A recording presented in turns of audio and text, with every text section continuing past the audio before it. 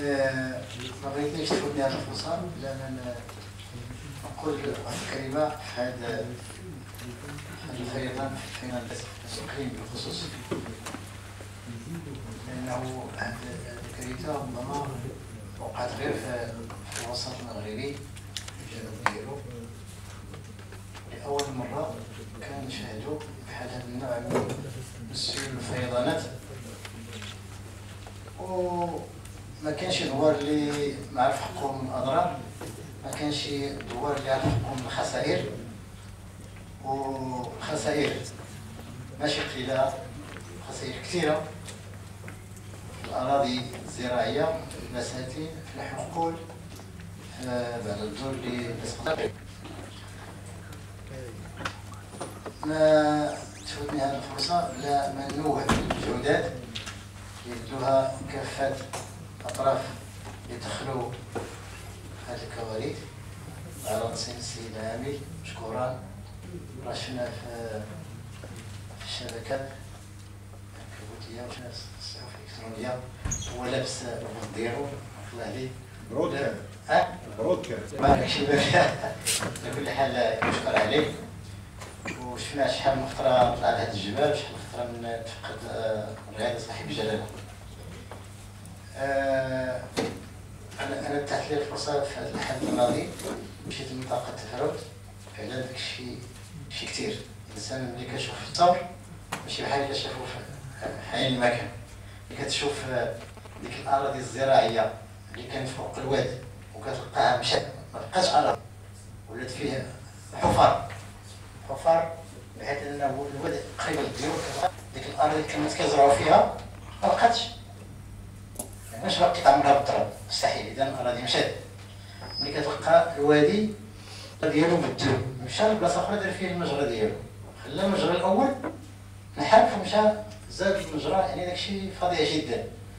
وفعلا هذا منصف جدل، لانه الناس ما تعودوش على هذا النوع من الفيضانات، انما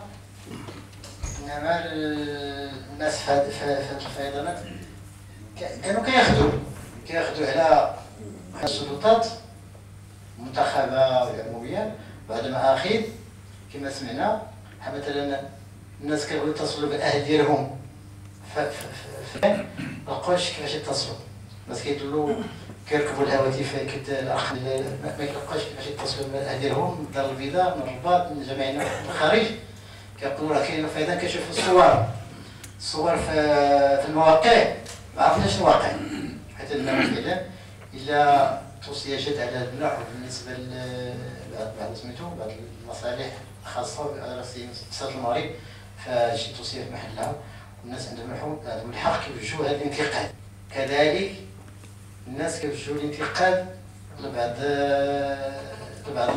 القناطير، واخا ربما هذا خطا منهم، ولكن كنقول بانه الخطره فيها مثلا فيها غش ولا شي حاجه، الناس كيوجهوا الانتقادات لبعض المصالح. حنا في هذا المنبر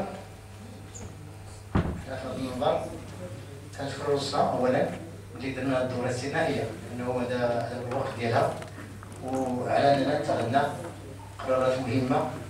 كنتمنى انه السلطات في الفوق انه يطلق الدعم، وهذا البرنامج الاستعجالي يتنزل على ارض الواقع، يكون فعلا استعجالي، ما تسنى ثاني حتى شي اخرى ودير فضايح. نقول واحد قال مثلا التفرد تعزلات بسبب ودا سكا، فضل سكا نفكروا هذه ودا سكا، واش ميمكناش نديرو شي خطه اخرى، شي بلاصه اخرى يكون طريق اخرى. كاين طريق ديال موسى، كاين طريق، ولكن اذا كان الواد ديال التفرد راه ما غاديش تدوز بحال هنا، ولكن مرة تما.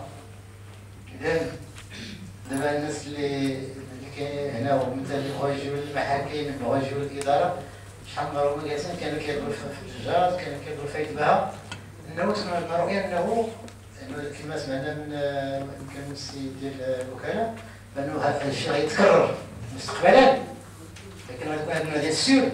هذا الشيء راه صافي كلنا الان انه الدوله شي ديال ماشي حنا ديال الكويت، حنا مرفوعه ملتمسات، ولكن الدوله هي اللي غادي تعطي تمويلات. ولهذا انه تكون شي توصيه يمكن كاينه في عموما كاينه، ولكن غنقول بانه كاين بعض المناطق اللي تعزلات